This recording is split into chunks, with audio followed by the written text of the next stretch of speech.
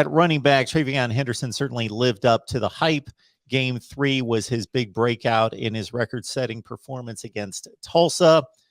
I think some people then expected that to be a weekly scenario and put a little bit too much pressure and expectation on him. They certainly limited his carries. Master Teague and Mayan Williams were still part of the running carries distribution, but a tremendous season by TreVeyon Henderson, who certainly proved to be the #1 running back coming out of high school. Yeah, he was what everyone expected, and then some. Yeah, I mean, I guess you can criticize the fact that he didn't have 277 yards and 3 touchdowns every game, but you're not going against Tulsa every week. He had 3 100+ yard rushing games, came close in another couple, went well over 1,000 yards for an Ohio State freshman. Broke Ohio State freshman rushing records. Finished with 15 touchdowns on the season. Well, 19 touchdowns total if you count his receiving touchdowns as well. So that is what I think that was the best case scenario for TreVeyon Henderson, especially given he didn't start the first few games of the season, first 2 games, I think. He really established himself. And as you mentioned, Master Teague was involved. Mayan Williams was involved. Marcus Crowley, before he got hurt, was involved. So, Ohio State wasn't ready to fully just give the entire workload to a true freshman, even throughout the season. This year will certainly be interesting because Mayan Williams is back. Master Teague's gone off to the NFL. Mayan Williams is back.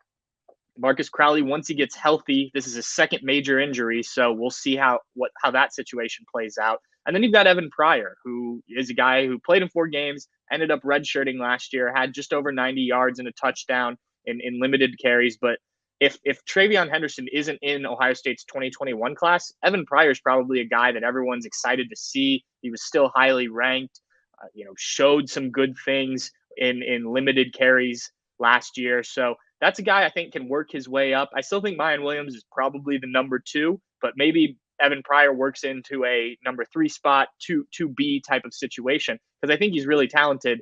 TreVeyon Henderson's going to get the bulk of the carries, and I think you'll see him get even more than he did a year ago, unless Ohio State just starts blowing teams out week after week after week like we saw a few years ago.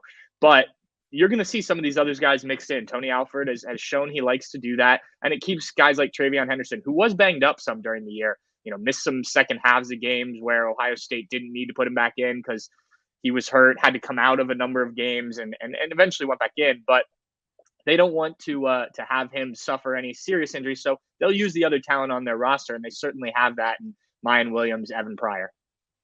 Yeah, it's amazing what happens to people's perceptions when you put that #1 next to somebody's name, Right. Meaning #1 running back in the country, TreVeyon Henderson. Had he not been recruited and signed, Evan Pryor was like the 3rd or 4th ranked running back in the country? Yeah, he was up there. Yes, all the attention would have been on him as the future of the running back room on his shoulders. So let's not discard him and his Ohio State future, certainly.